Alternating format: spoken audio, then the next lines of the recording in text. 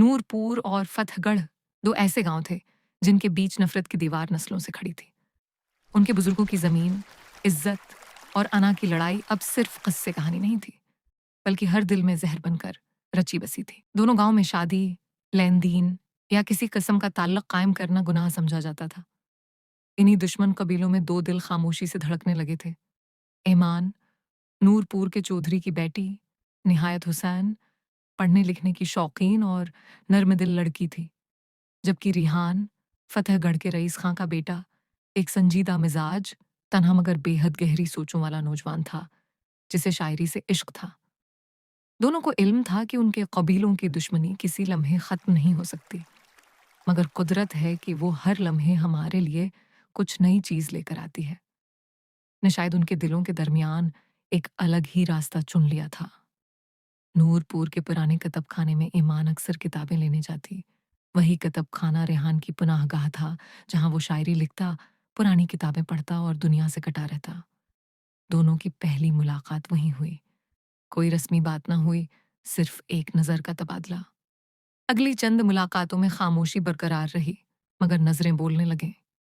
एक दिन ईमान को एक मोटी किताब के कोने से अंगली कट गई। खून बहने लगा और वो परेशान हो गई। अचानक रेहान उठा और जेब से अपना साफ सुथरा रुमाल निकालकर ईमान की अंगली पर बांध दिया। ईमान चौंक गई। गुस्सा और हैरत उसके चेहरे पर अय्यां था। तुम्हें हमारे जख्म भरने का कोई हक नहीं, ईमान ने सख्त लहजे में कहा। रेहान ने मुस्कुराकर जवाब दिया, शायद जख्म देने वाले ही कभी मरहम बन जाएं तब। ये जमला दिल में कहीं उतर गया। दुश्मन का ये अंदाज इसके ख्याल से बिल्कुल मुख्तलिफ था।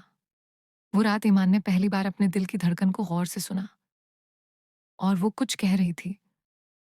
अब दोनों अक्सर इसी कतब खाने में वक्त गुजारते, कभी किताबों पर बात करते, कभी शायरी पर। नजरें मिलते, मुस्कुराहटें बिखरते और दिल आहिस्ता आहिस्ता एक दूसरे की तरफ खंचते चले गए। मोहब्बत ने उनके दिलों में ऐसी जगह बनाई जो सदियों की दुश्मनी भी खत्म न कर सकी। मगर वो जानते थे कि उनका यह ताल्लुक छिपाना ही बेहतर है। ईमान और रेहान ने चुपके चुपके एक दूसरे को खत लिखने का सिलसिला शुरू किया। वो एक दूसरे से मोहब्बत का इजहार लफ्जों में करते और मोहब्बत दिन बह दिन गहरी होती गई। मगर राज कब तक राज रहता है? एक दिन है, ईमान का छोटा भाई उसका खत पढ़ बैठा और तूफान बरपा हो गया। नूरपुर में कहराम मच गया। चौधरी ने गुस्से में आकर ईमान को फौरन शहर भेज दिया। रेहान को भी उसके वालिद ने सख्ती से समझाया कि अगर उसने दोबारा ईमान से राब्ता किया तो वो उसे अपना बेटा नहीं मानेंगे। ईमान और रेहान की जिंदगी एक बार फिर तन्हाई का शिकार हो गई। दिन बीते, महीने गुजरे, मगर दिल का ताल्लुक कम न हुआ।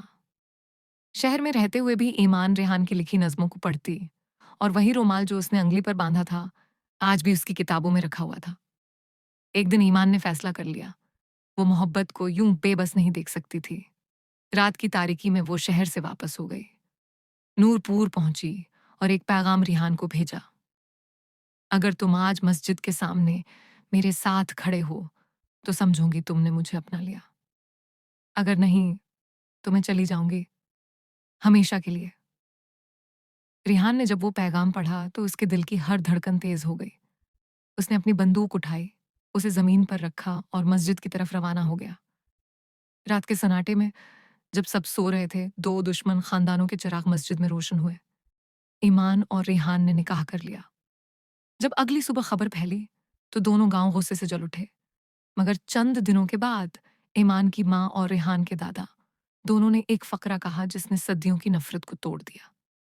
अगर हमारे बच्चे मोहब्बत करना जानते हैं तो शायद हम नफरत छोड़ना सीख सकते हैं।